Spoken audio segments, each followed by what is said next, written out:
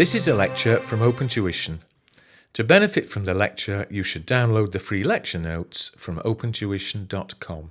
So hopefully you've gone through and worked this example already. Hopefully it didn't trip you up too much. But in case it did, let's go through there and have a run through the answer. So the question wanted us to calculate the deferred tax asset or liability that appears on our position statements. So that's taking us from step 1 to step 2 to step 3, isn't it? It wants us to look at that for the next 3 years, and then wants to look at what happens with regard to the debit or credit charged to the tax expense. Again, that's in your performance statement, profit or loss, and again for that same 3-year period. Okay. So what we're going to go through and do there is we're going to go through and look at the various steps. So step 1. And what we're going to do is we're going to look at the carrying value. We're going to look at the tax base to give us our temporary difference for each of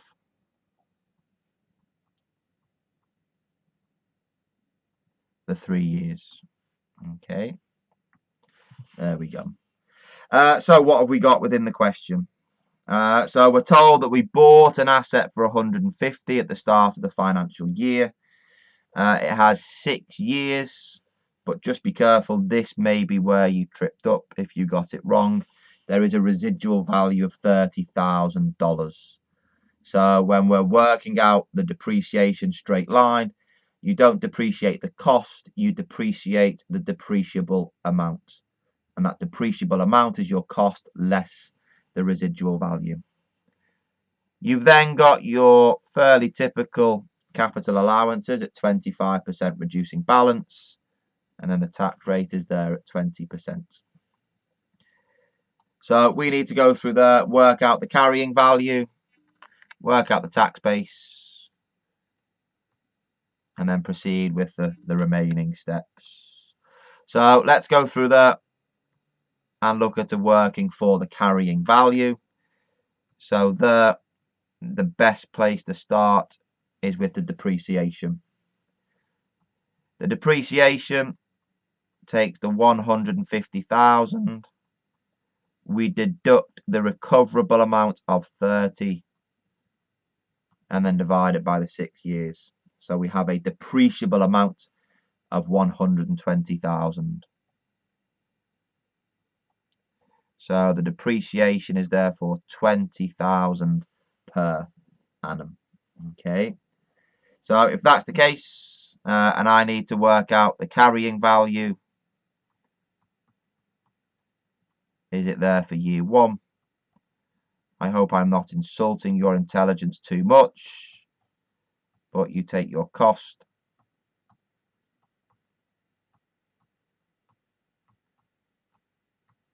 and deduct the depreciation. Okay, so the cost is there, is it as 150, and then you deduct the depreciation. We can then go through carrying value, is it there for year 2? You now take the 130 carrying value, deduct another 20, which gives you 110,000. If you deduct another 20, it will take you to, is it 90 for year 3? So I'm there, is it 130,000 for year 1, 110 for year 2, and 90,000 for year 3. Okay, there we go. Then once I've got my carrying value, I can go through there and work out my tax base.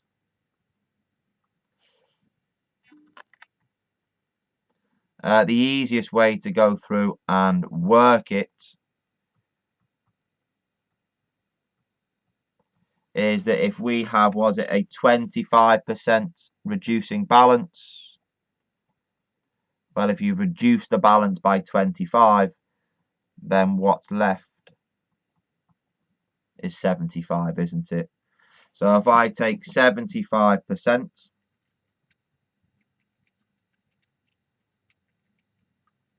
does that give me 112,500? So instead of doing that longer-winded calculation we did earlier on, you can simplify it. Year 2, we take the tax written down value from the previous year. Again, if we're applying a 25% reducing balance, then if we reduced it by 25%, 75% is left. So does that give me 84375? And then the final year of what's required within this question,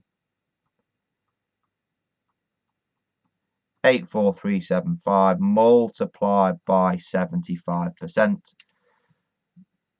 gives me the 63281. Okay, there we go. So those figures there are now my tax bases. So is it 112,500 for year 1? Is it 84375 for year 2? And 63281 for year 3.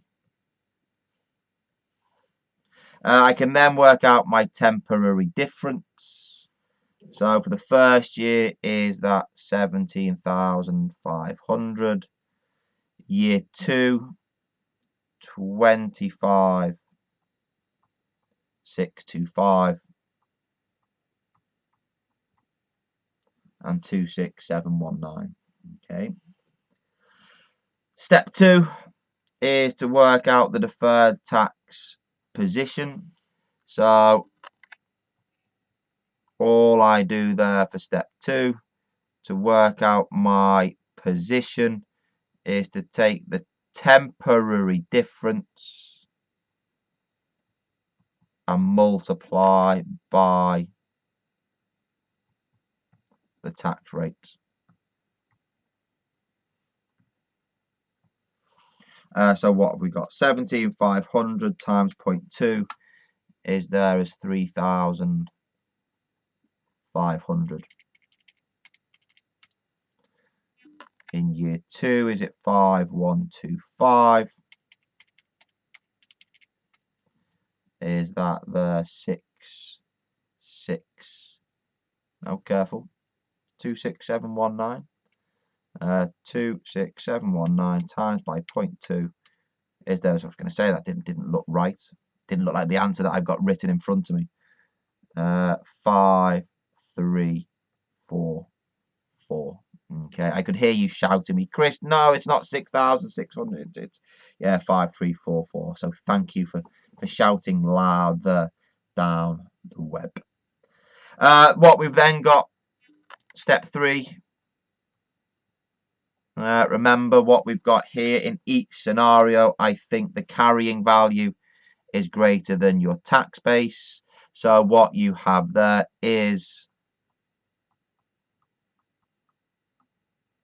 a deferred tax liability.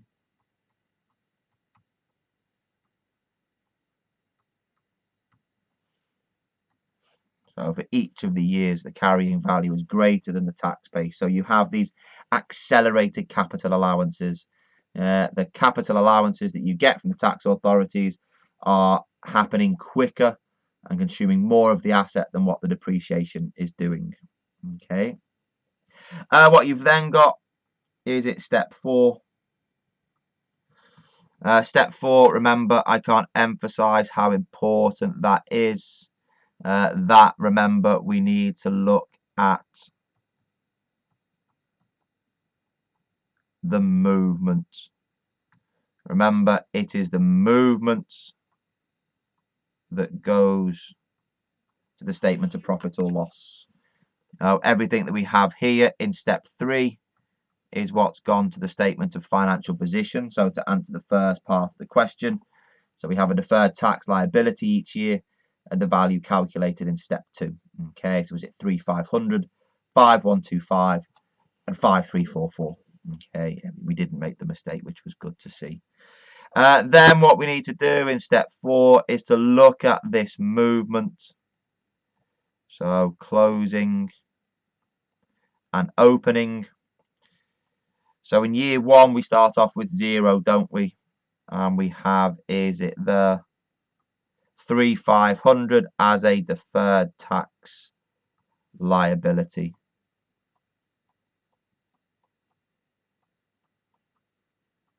So the movement is 3,500. That there is an increase in the liability. And if there's an increase in the liability, then there is an increase in the expense, isn't there? As I credit the liability, debit my tax expense through profit or loss. In year 2, the opening is the prior year's closing figure of 3,500. The closing figure is 5,125, giving me a movement of 1,625. The opening position is a deferred tax liability. The closing position is a deferred tax liability. So again, we have an increase in the liability of 1,625. That increase in the liability gives me an increase in the expense. So a debit in the tax charge through profit or loss. Finally, a little bit repetitive, but repetition work to help you remember these things. The opening is last year's closing at 5,125. This year's closing is 5,344. The movement, I think, is 219. Again, what you can see there is that you have an increase in the liability, and if you have an increase in the liability, you have an increase in your expense. Okay, as you credit the liability with 219, so taking it from the 5,125 up to the 5,344, and then debiting your statement of profit or loss. Okay, there you go. So when that crops up, it's usually in a published company accounts question.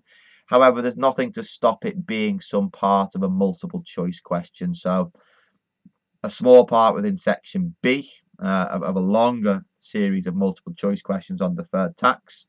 So just be careful that it goes through there and you correctly identify what it is asking you. Is it asking you for the position? Is it asking you for what the impact is on the expense? So if you can do that, you're going to be doing well within the exam.